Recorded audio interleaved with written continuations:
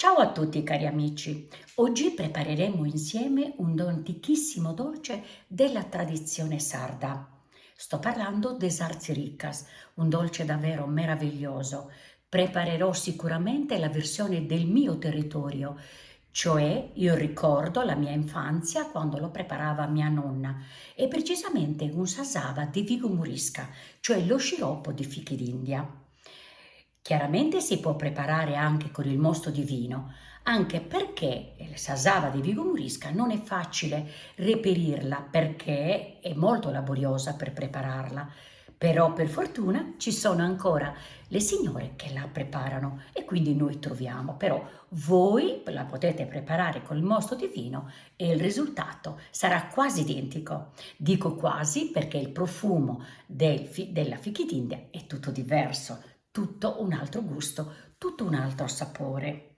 Ecco qui ve le presento uno scrigno di pasta violata che trovate qui nel mio canale YouTube, un video proprio dedicato a questa meravigliosa pasta. Uno scrigno di pasta violata, dicevo, con dentro il ripieno di subistiddu, noi lo chiamiamo così. Prepareremo il ripieno come una sorta di polentina. Guardate bene tutto il video che vi propongo. E andiamo allora a preparare insieme Ricas desava de Vigo Murisca.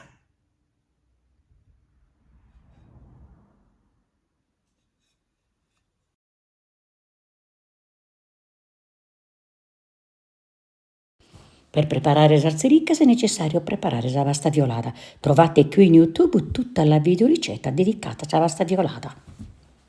Per il ripieno invece dobbiamo preparare subistiddu, noi in Sardegna lo chiamiamo così, una sorta di polentina. Lo prepareremo con salsava di fichi d'India, cioè di Vigo Murisca, quelle proprio a Santiga, ma si può fare anche di mosto di vino. Poi metteremo dentro del limone grattugiato e dell'arancio fresco e poi anche della buccia d'arancia secca macinata che noi usiamo con spavassinos. Un po' di caffè ristretto e del marsala. E poi ci servirà la semola.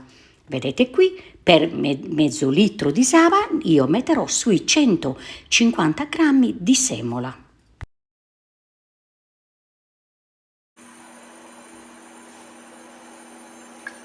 Mettiamo sasava nella pentola, facciamo scendere tutto bene, perché questa è oro. Non dobbiamo perdere neanche un goccio,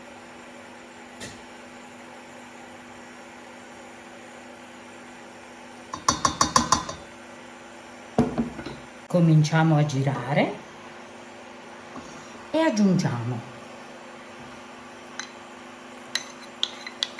limone, arancio grattugiato,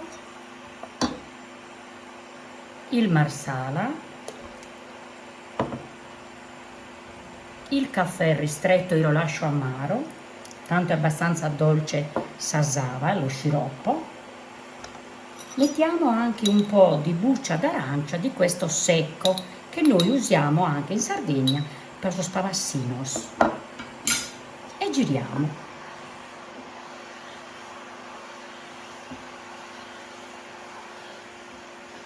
Chiaramente chi piace anche aggiungono anche un po' di garofano, cannella, io non lo metto, oppure anche l'anice, Samattafalughe noi la chiamiamo in Sardegna. Io di queste tre cose ultime che vi ho detto non ne aggiungerò. Aspettiamo che vada quasi in ebollizione e cominceremo subito a mettere la semola.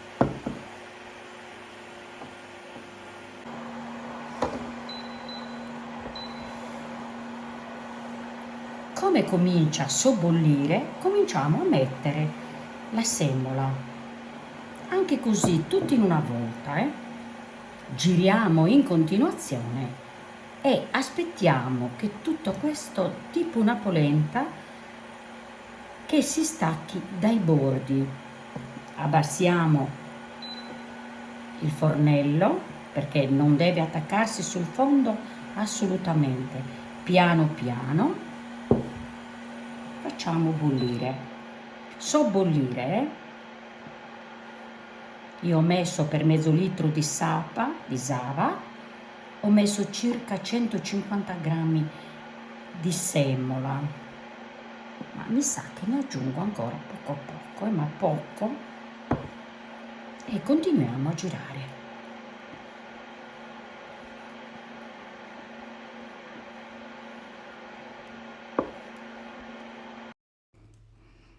Ecco, vedete, si sta addensando bene. Aspettiamo ancora un pochino,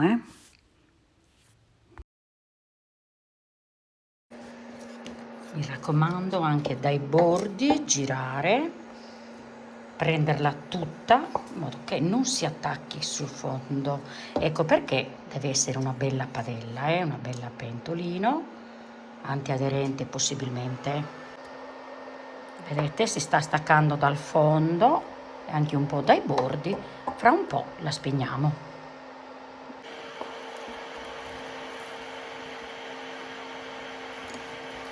Questo fra un po', tanto noi lo metteremo in un'altra piruffila perché deve raffreddarsi completamente, e così facendo il vestito si addensa ancora di più.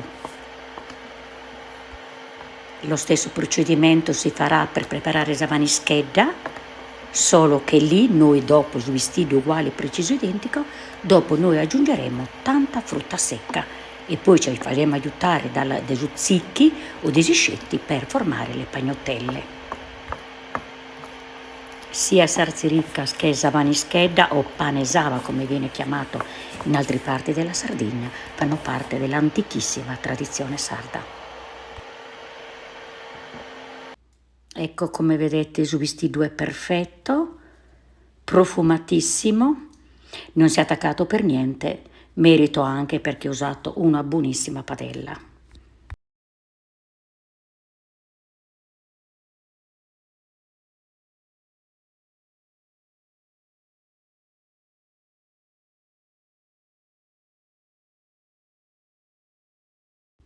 Lo travasiamo in un contenitore o in uno di aneddu e aspettiamo che si raffreddi completamente. Intanto togliamo dal frigo savasta violata.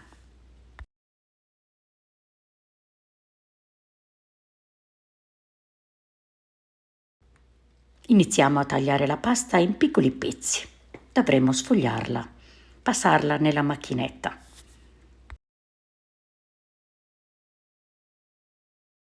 Prendiamo quella che ci serve e il resto la copriamo di nuovo e la mettiamo in un angolo del tavolo.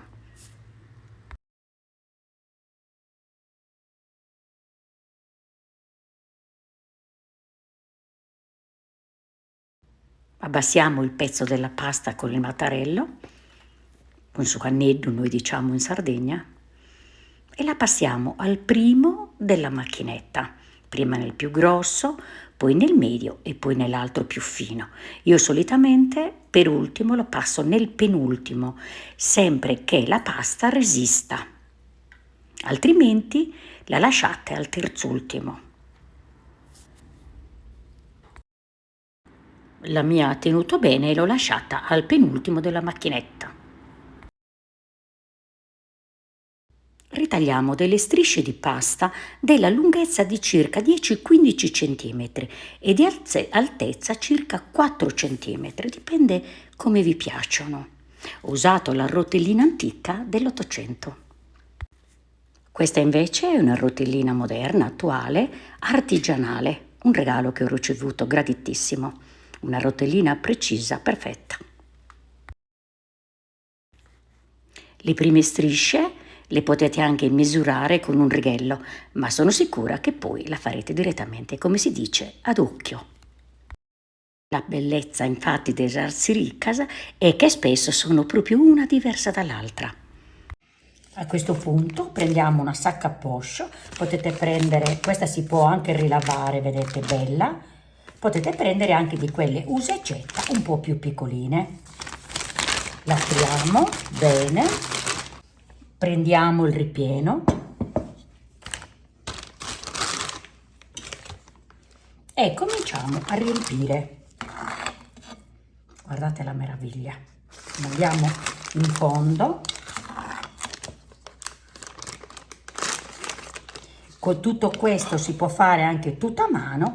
Certamente per fare i cilindretti lunghi a mano è necessario aiutarsi con un po' di farina.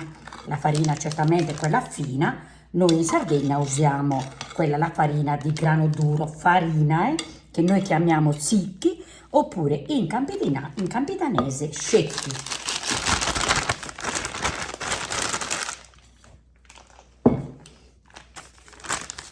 Mandiamo in fondo bene e facciamo però già, tagliamo una punta, né molto grande né molto piccola. Questa mi sembra ancora piccolina. Ecco il buco. Portiamo giù dalla sacca a poche l'impasto. Adesso che ho fatto il buco, vedete, mi sembra ancora un po' piccolino. Lo allarghiamo ancora poco poco. Molto grandi non mi piacciono, molto grosse. Poi voi le fate come volete. Iniziamo a provarle.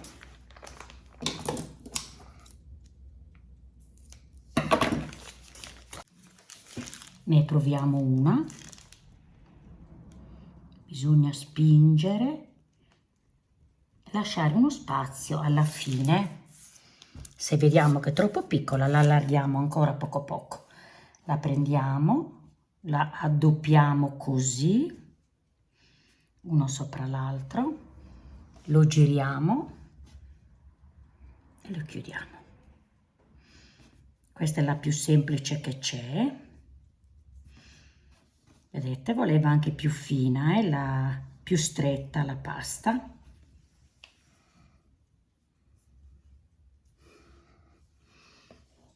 Infatti questa la rimpiccioliamo poco poco.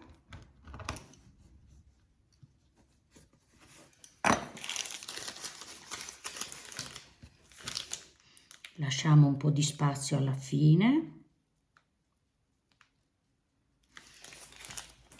All'inizio e alla fine. Facciamo doppia, così, piano piano.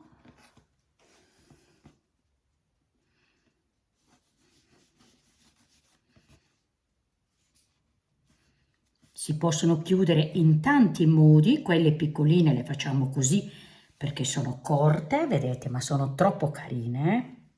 Una sorta di ferro di cavallo. Facciamo questa più lunga. Si possono decorare nelle punte anche con i fiori.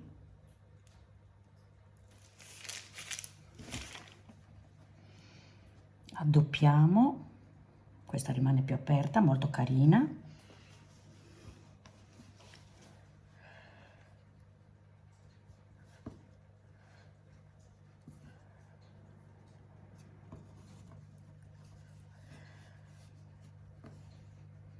La prepariamo così. Ve la faccio vedere da vicino. Molto bella.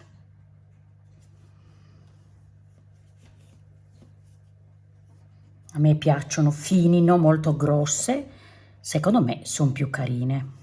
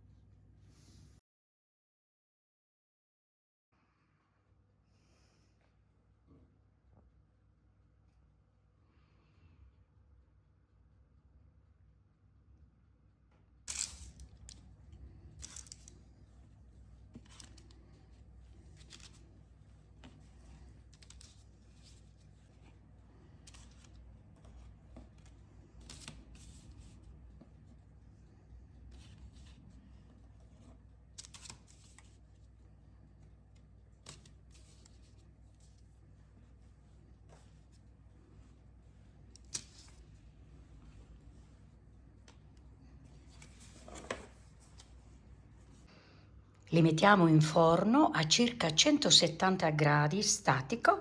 Se usate il ventilato abbassate di 10 gradi per circa 20 minuti, un po' giù dal forno, altrimenti si colorano troppo. Se eventualmente vedete che la pasta si colora un po' troppo, perché è più bella se rimane bianca porcellanata, ci mettete sopra un pezzo di carta stagnola. Ognuno deve sperimentare il proprio forno. Cari amici, la ricetta dell'Arziriccas è finita. Prima di lasciarvi voglio invitarvi ancora una volta ad iscrivervi al mio canale YouTube e se tutto quello che preparo vi piace lasciate un cuore. Grazie.